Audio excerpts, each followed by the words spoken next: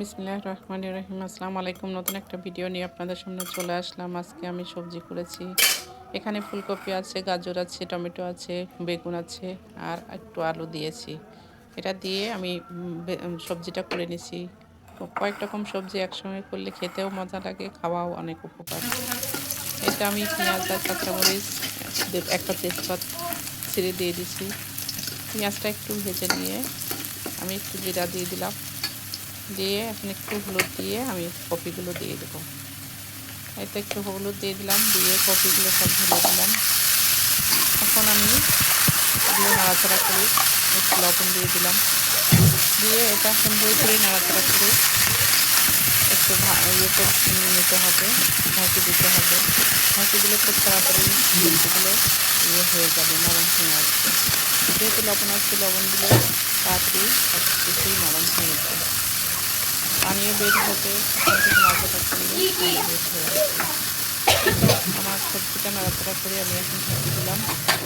2-3 মিনিটের জন্য আমি আস্তে জাল দিয়ে ঢেকে রেখে দিলাম। এখন আমি একটু নাড়াচাড়া করে বেগুন দিয়ে দিব। দুটা বেগুন কেটে নিচ্ছি ছোট ছোট করে। বেগুন এইভাবে দিলে সবজির সাথে সবজিটা একটু নরম নরম হবে, খেতেও অনেক দুর্দান্ত লাগবে। এই ভাজিটা আমরা পরোটা, রুটি, ভাত দিয়েও খেতে পারি।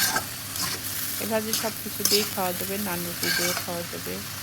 ইচ্ছা করলে আপনারা যারা ডায়েট করে তারা এমনিতেও খেতে পারবে। এই তো আমি আবার ঢেকে দিলাম 2 মিনিটের জন্য। একটু পরপর ঢাকি দিব আর নাড়াচাড়া করবো। এইভাবে ভাজিটা যদি করে নিই তাহলে কিন্তু খুব তাড়াতাড়ি আমাদের ভাজিটা হয়ে যাবে। মোটামুটি দেখেন 50% হয়েই গেছে। এখন আমি আরেকবারের জন্য ঢেকে দেব।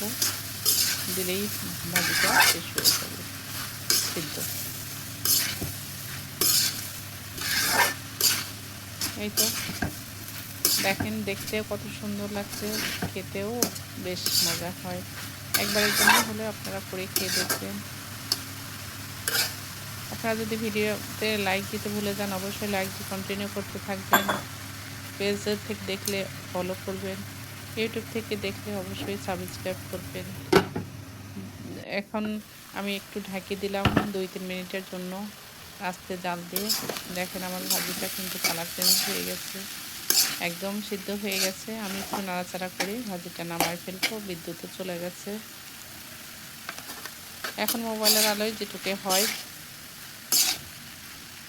বিদ্যুৎ এত ইয়ে হচ্ছে তা বলার মতো না। দিনে যে কতবার বিদ্যুৎ চলে যাচ্ছে এটার কোনো ঠিক নাই, যে কোনো সময় বিদ্যুৎ চলে যায়।